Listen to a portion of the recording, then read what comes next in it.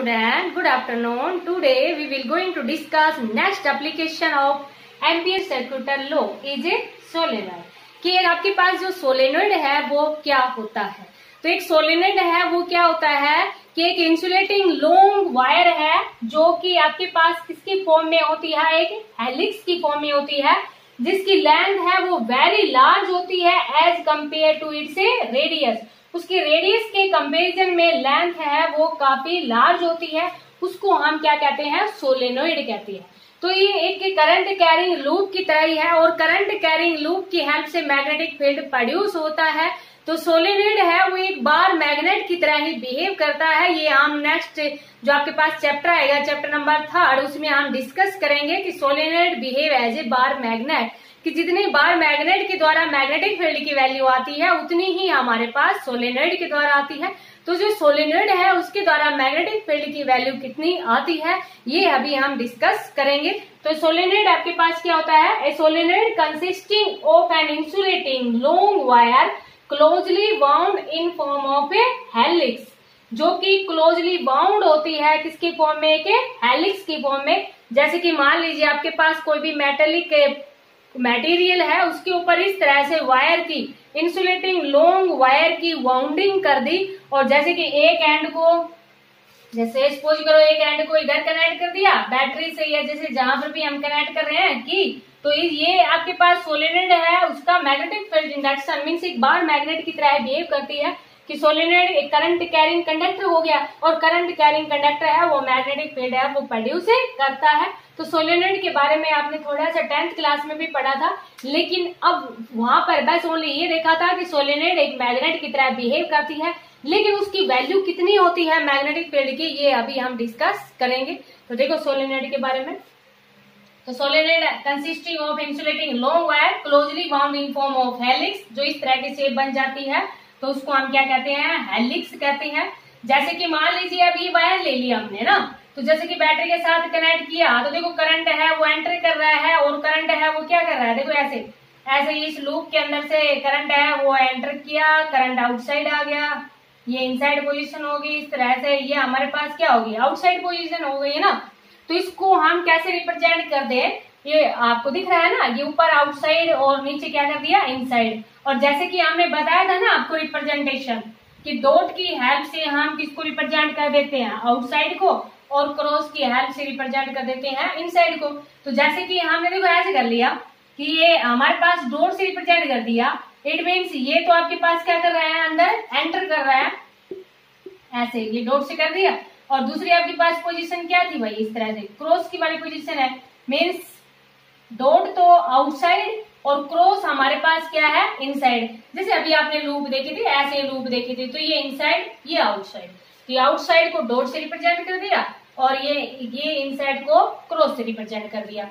अब देखो यहाँ पर जैसे कि इसमें जो करंट है, राइट हैंड थंब रूल का यूज करते हैं कि करंट है वो हमारे पास क्या है, देखो ऐसे करंट है वो आउटसाइड है ना, ऊपर की तरफ देखो करंट आउटसाइड है, तो ये हमारे पास देखो इस तरह से क्या बन जाएगी, एक लूप से बन जाएगी ना, ऐसे कि ये ऊपर से तो वो आपके पास किस तरह से रोटेट कर रही है एंटी क्लॉकवाइज, और नीचे से किस तरह से देखो ऐसे। थोड़ा सा समझना बेटा, बस सिंपल सा टॉपिक है, ज्यादा टफ नहीं है। ये ऐसे इस तरह से क्या करेंगी, ये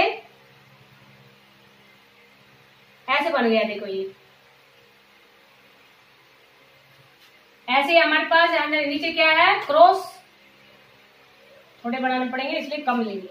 अब देखो यहाँ इनसाइड है ना, इनसाइड है, जब इनसाइड है तो ये ऐसे रोटेट करेगी, ये लूप नहीं, कौन से डायरेक्शन में रोटेट करेगी, एंटी क्लॉकवाइज। देखो ऊपर से ऐसे एंटी क्लॉकवाइज करेगी तो नीचे से कैसे कर जाएगी, क्लॉकवाइज। समझ में आ गया होगा बेटा, लगा के देख लेना, राइट हैंड थंब रूल। देखो इस तरह से ऐसे करेगी,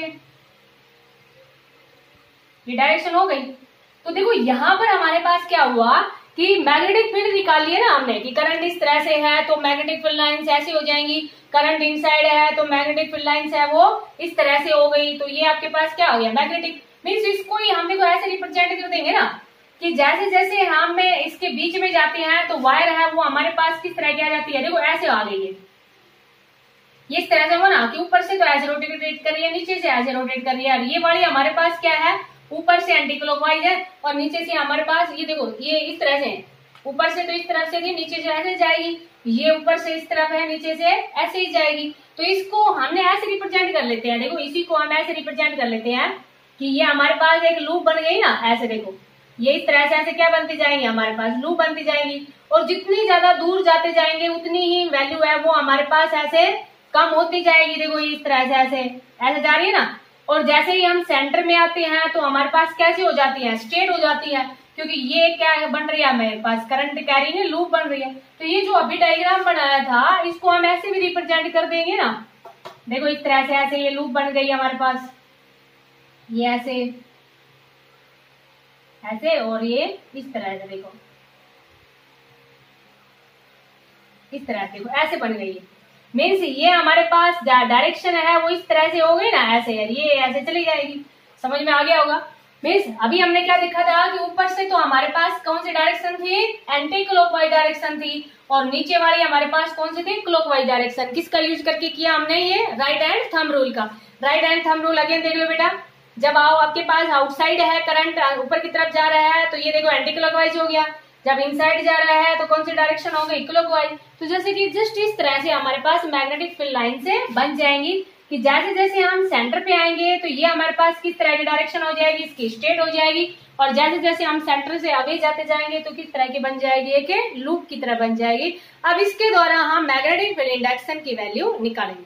तो देखो बेटा यहाँ पर आप मैग्नेटिक फील्ड इंडक्शन की जब वैल्यू हम निकाल रहे हैं तो इसी को थोड़ा सा और सिंपल कर लेते हैं। थोड़ा सा और सिंपल करने के लिए, जैसे कि ये आपके पास सोलेनॉइड थी, जस्ट उसको इस तरह से ले लेते हैं, ऐसे ले लिया हमने सोलेनॉइड को, कि जिसके अंदर करंट है वो देखो ये डॉट और क्रॉस से रिप्रेजेंट कर देंगे कि करंट है वो डॉट से रिप्रेजेंट करने का मतलब आउटसाइड है, और इधर हमने रिप्रेजेंट कर दिया किससे, क्रॉस से। ये देखो ये इस तरह का डायग्राम क्यों लिया, जैसे अभी आपको बताया था ना सोलेनॉइड इस तरह की होती है। देखो बेटा हेलिक्स की फॉर्म में होती है ना। तो हमने क्या कर लिया, देखो ये हिस्सा ले लिया, ये वाला हिस्सा ले लिया, इस तरह से ऐसे हिस्सा ले लिया हमने। देखो ये लूप भी तो बन रही थी, इसका ऐसे ये देखो ये ऐसे हिस्सा ले लिया हमने। अब यहाँ एक इस तरह का ऐसे हिस्सा ले लिया। अब देखो बेटा यहाँ करंट आपके पास इनसाइड है या आउटसाइड है, तो आउटसाइड के लिए हमने किससे रिप्रेजेंट कर दिया, ये डॉट डॉट डॉट डॉट से रिप्रेजेंट कर दिया। और जो इनसाइड करंट था उसको हमने किससे रिप्रेजेंट कर दिया, क्रॉस से। तो इसी का ये बना दिया। अब इसके द्वारा हम मैग्नेटिक फील्ड इंडक्शन की वैल्यू निकालेंगे। अब मैग्नेटिक फील्ड इंडक्शन की वैल्यू निकालने के लिए आपके पास बिल्कुल सिंपल सा है एम्पियर सर्कुलर लॉ।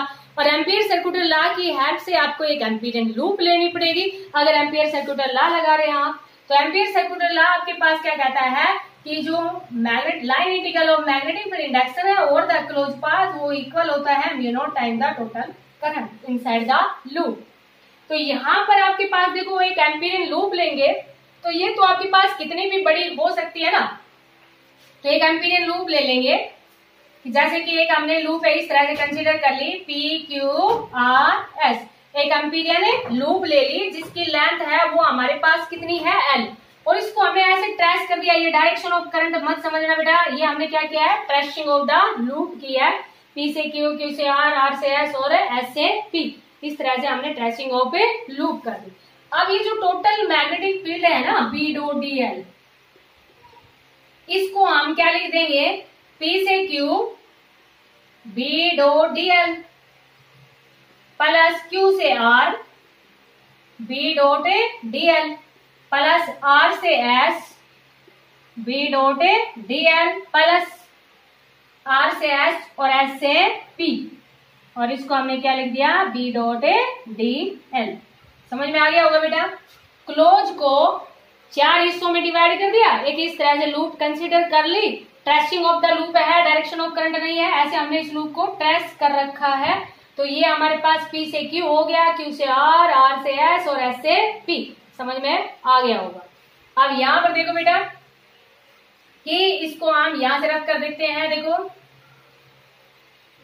अब जब हम आउटसाइड की बात करते हैं ना, R और S, ये हमारे पास आउटसाइड है। देखो जब आउटसाइड की हम बात करते हैं तो ये लूप है वो आपस में एक दूसरे के साथ कोलैप्स कर जाती है, और अगर सोलेनॉइड है वो बिल्कुल ही टाइटली पैक्ड होती है। तो आउटसाइड है, आउटसाइड का सोलेनॉइड मैग्नेटिक फील्ड इंडक्शन की वैल्यू हमारे पास क्या रहेगी, 0। ये आपको लिखना पड़ेगा कि आउटसाइड द सोलेनोइड, ये जो लूप है वो एक दूसरे से क्या कर रही है, आपस में कोलैप्स कर रही है। और if the solenoid is very tightly packed, या जो टर्न्स है वो बिल्कुल ही टाइटली पैक्ड है उसके अंदर, लूप के अंदर जो लूप बना रखी थी अभी इस तरह की लूप, वो बिल्कुल ही टाइटली पैक्ड है, तो मैग्नेटिक फील्ड इंडक्शन की वैल्यू आउटसाइड द सोलेनोइड कितनी रहेगी हमारे पास, 0 रहेगी। बिल्कुल टाइटली पैक्ड है, कोई भी वैल्यू नहीं जा रही है हमारे पास मैग्नेटिक फील्ड की, मीन्स करंट है वो आउटसाइड द सोलेनोइड कितना था, 0। तो यहाँ हमारे पास मैग्नेटिक फील्ड इंडक्शन की वैल्यू है वो कितनी हो जाएगी, 0 if the solenoid is tightly packed. और outside the solenoid the magnetic field lines are collapse to each other, so magnetic field induction outside the solenoid is 0। So ये हिस्सा है ना आर और एस, इसकी वैल्यू कितनी आ जाएगी, 0। उसके बाद में देखो हमारे पास क्या है, इनसाइड द सोलेनोइड की अगर बात करते हैं तो मैग्नेटिक फील्ड इंडक्शन की वैल्यू है वो कांस्टेंट होती है थ्रू आउट द सोलेनोइड। ध्यान रखना, अगर इनसाइड की बात करते हैं तो इनसाइड अंदर through out the solenoid constant value होती है, लेकिन अगर एंड की बात करें तो वैल्यू है वो हाफ हो जाती है, वो अभी आपको समझा दूं। तो यहाँ ये समझ में आ गया होगा कि आपस में एक दूसरे से कोलैप्स कर जाती हैं। So outside the solenoid magnetic field induction की वैल्यू हमारे पास कितनी हो गई, 0। अब देखो बेटा यहाँ पर पहले P से Q की बात कर रहे हैं, P से Q B dot DL, B DL cos of 0 degree. अब यहाँ पर ये चीज समझना कि ये हमारे पास ट्रेसिंग ऑफ द लूप है। ट्रेसिंग ऑफ द लूप हमने ऐसे ट्रेस कर रखा है, देखो इस जैसे कि हमारे पास करंट था ना, वो ऐसे था ना कि करंट है वो ऐसे एंटर कर रहा है, फिर इसको रोटेट करोगे वो बाहर की तरफ जाएगा, तो करंट ऐसे एंटर कर रहा है, तो ये हमारे पास क्या हो जाएगा, मैग्नेटिक फील्ड इंडक्शन की डायरेक्शन हो जाएगी। और ये लूप भी हमने ऐसे ही ट्रेस कर रखी है, तो इन दोनों के बीच में एंगल कितना है, 0 डिग्री। उसके बाद में देखो Q से R की बात करते हैं, Q से R तो B DL cos of 90 degree magnetic field, और इसको हमने ऐसे ट्रेस कर रखा है, तो दोनों के बीच में एंगल कितना हो गया, 90 डिग्री। उसके बाद में R से S B DL, अभी आपको बताया ना कि ये वैल्यू तो हमारे पास कितनी हो जाएगी, 0, क्योंकि outside the solenoid magnetic field induction की वैल्यू कितनी है, 0। तो यहाँ B की जगह तो हम 0 पुट कर देंगे, DL B डॉट DL। उसके बाद में देखो अगर हम बात करें किसकी, S से P की बात करें, तो अगेन आपके पास एंगल है वो कितना बन गया, cos ऑफ 90 डिग्री। अब ये जो वैल्यू है हमारे पास B डॉट DL की वैल्यू निकाल रहे हैं अभी हम, B डॉट DL की वैल्यू निकाली हमने, समझ में आ गया होगा बेटा। रफ कर दे इसको, या इसको कर देते हैं रफ नीचे से। तो ये देखो वैल्यू हमारे पास कितनी आ गई, B DL cos 0 की वैल्यू 1, बाकी सारे हमारे पास क्या बन गए, 0 0। तो B DL इसकी लेंथ है वो कंप्लीटली कितनी है, L ही मान रखी है, जो एम्पीरियल लूप ले रखी है उसकी लेंथ कितनी मान रखी है, L। तो हमने B डॉट DL को सोल्व किया, और B डॉट DL की वैल्यू है वो हमारे पास, समझ में आ गया होगा बेटा, ये B डॉट DL की वैल्यू है वो हमारे पास किसके इक्वल आ गई, B इंटू L के इक्वल आ गई। अभी according two ampere सर्क्यूटल law, ampere सर्क्यूटल law के अकॉर्डिंग क्या होता है कि जो B डॉट DL की वैल्यू है वो किसके इक्वल होती है, mu naught times the total current, mu naught time the total current inside the loop. अच्छा देखो यहाँ पर तो हमारे पास बहुत सारे टर्न्स हैं, हमें नहीं पता कितने टर्न्स हैं, तो हम हमेशा नंबर डेंसिटी की फॉर्म में लेते हैं, और यहाँ पर तो लेंथ है वो वेरी लार्ज है as compare to its radius, तो हम किसकी बात कर लेते हैं, number of turns per unit length की बात कर लेते हैं।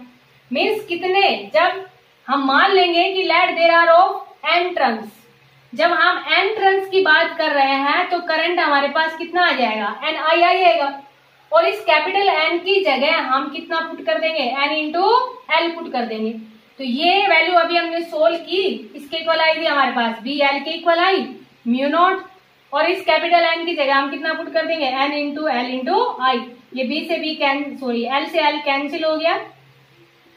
तो मैग्नेटिक फील्ड इंडक्शन की value due to the solenoid, solenoid के द्वारा मैग्नेटिक फील्ड इंडक्शन की वैल्यू है वो हमारे पास कितनी आ गई, B is equal to mu naught NI, where N है वो हमारे पास क्या है, number of turns per unit length of the solenoid. जैसे कि मान लीजिए कोई न्यूमेरिकल दे रखा है और उसमें नंबर ऑफ टर्न्स दे रखी है और लेंथ दे रखी है, तो इसको हम इस तरह से पुट कर देंगे, जैसे कि एक सिंपल से न्यूमेरिकल की बात अभी करते हैं। समझ में आ गया होगा बेटा ये। जब अगर मान लीजिए एट द एंड पूछते हैं इनसाइड द सोलेनोइड, आपसे वैल्यू अगर कोई भी न्यूमेरिकल दिया हुआ है, जैसे कि न्यूमेरिकल आपके पास कोई भी दे दिया, ये समझ में आ गया होगा बेटा। एट द एंड की बात करें, एक बार वो देख लो, फिर न्यूमेरिकल डिस्कस करते हैं। एट द एंड की बात करें तो एट द एंड, क्योंकि टोटल वैल्यू इतनी है, तो अगर एट एंड ऑफ सोलेनोइड की बात करें तो एंड ऑफ सोलेनोइड के ऊपर जो वैल्यू है वो हमारे पास कितनी आ जाएगी, म्यू नॉट ni/2, क्योंकि टोटल दो एंड है, टोटल मिलाओगे तो वैल्यू हमारे पास कितनी आ जाएगी, म्यू नॉट ni। तो eight the end of solenoid, अगर मान लीजिए कोई न्यूमेरिकल दिया हुआ है उसमें eight the end of solenoid की बात करते हैं, तो फॉर्मूला क्या लगाओगे, जो वैल्यू आपके पास कंप्लीट इनसाइड द सोलेनोइड आएगी उसका हाफ कर दोगे, तो वो हमारे पास क्या हो जाएगा, at the end of a solenoid आ जाएगा। जैसे कि मान लीजिए कोई न्यूमेरिकल दे रखा है, जनरल न्यूमेरिकल लिखते हैं बेटा, उसके बाद में आप प्रैक्टिस कर लेना न्यूमेरिकल्स की, कि let us consider a solenoid, कोई भी न्यूमेरिकल लिया, let us consider a solenoid having length,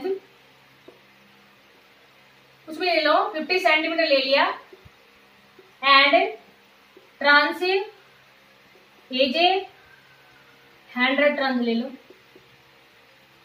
and carrying a current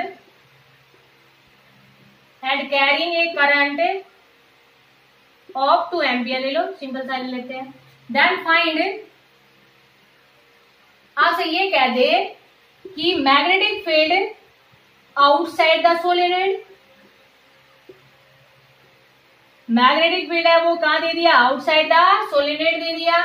second point में ये कहते हैं मैग्नेटिक फील्ड है वो इनसाइड द सोलेनोइड पूछ ले, इनसाइड द सोलेनोइड। और थर्ड पॉइंट में क्या कहते हैं, magnetic field at end of solenoid. समझ में आया बेटा।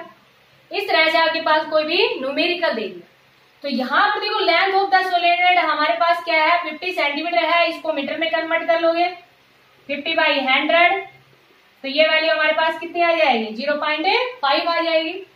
करंट दिया हुआ है आपके पास 2 एम्पियर, और टर्न्स दे रखे हैं हमारे पास, नंबर ऑफ टर्न्स दे रखे हैं, कितने दे रखे हैं, 100। तो उसके लिए पहले तो आप क्या निकालोगे, बी आउटसाइड द सोलेनोइड। देखो सबसे पहले तो हमारे पास क्या है, बी आउटसाइड द सोलेनोइड, तो बिल्कुल सिंपल था, फर्स्ट का आंसर तो क्या लिख दोगे सीधा, बी आउटसाइड द सोलेनोइड है, तो वैल्यू कितनी हो जाएगी, 0। अब इनसाइड द सोलेनोइड की बात करते हैं, तो इनसाइड द सोलेनोइड वैल्यू होती है मैग्नेटिक फील्ड इंडक्शन की, वो हमारे पास कितनी होती है, म्यू नॉट एन आई होती है। अब यहाँ पर स्मॉल एन चाहिएगा, तो स्मॉल एन क्या होता है, number of turns per minute, length of the solenoid.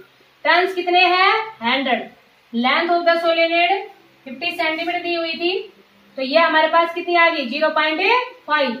इसको आप सोल्व कर लोगे, 10 ऊपर चला गया ना, तो ये वैल्यू आपके पास कितनी आ जाएगी, number of turns per minute length of the solenoid. तो number of turns per minute length of the solenoid आपके पास कितने आ गए, 200 आ गए ना।